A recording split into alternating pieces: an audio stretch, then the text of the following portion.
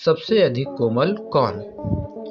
बेताल का उड़कर पेड़ पर लौटने और राजा विक्रम का उसे दोबारा पकड़ने का सिलसिला जारी रहता है। रास्ते में बेताल राजा से कहता है, मार्ग बहुत बड़ा है, चलो मैं तुम्हें एक और कहानी सुनाता हूँ, इसे तुम ध्यान से सुन लो। बेताल कहता है, एक समय की बात है, गौड़ नाम के देश में राजा गुणशेखर का राज्य हुआ करता था।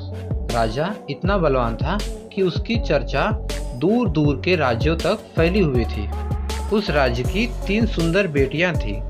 तीनों इतनी कोमल थीं कि राजा को अक्सर उनकी चिंता लगी रहती थी। राजा की सबसे बड़ी बेटी इतनी कोमल थी कि चांद के स्पर्श से ही उसके शरीर पर छाले पड़ जाते। दूसरी बेटी को गुलाब के फूल जैसी नाजुक चीजों से टकराने पर भी चोट लग जाती और खून बहने लगता था।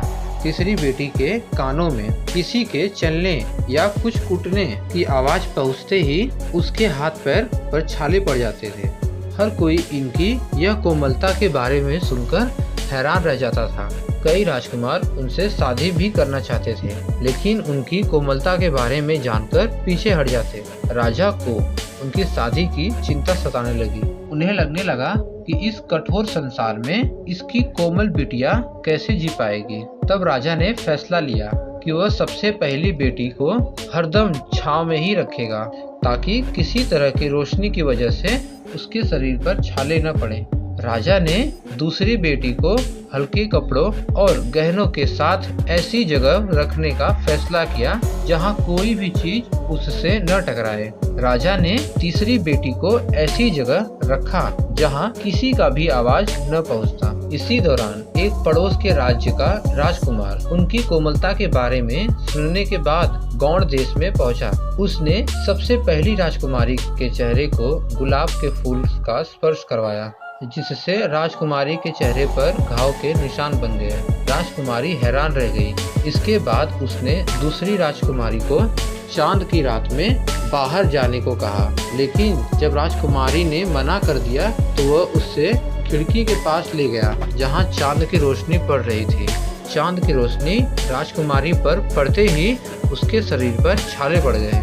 अगले दिन राजकुमार ने सभी लोगों से मसाला कूटते हुए कहा। उसकी आवाज सुनकर सबसे छोटी राजकुमारी बेहोश हो गई।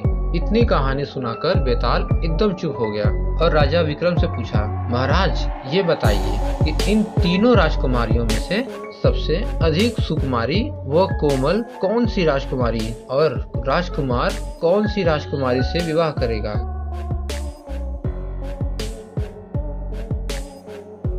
सवाल सुनने के बाद भी राजा विक्रमादित्य ने कोई जवाब नहीं दिया। गुस्से में बेताल ने कहा, राजन, जवाब पता होने पर भी उत्तर नहीं दोगे तो मैं अपने तेज से आपका सिर धड़ से अलग कर दूंगा।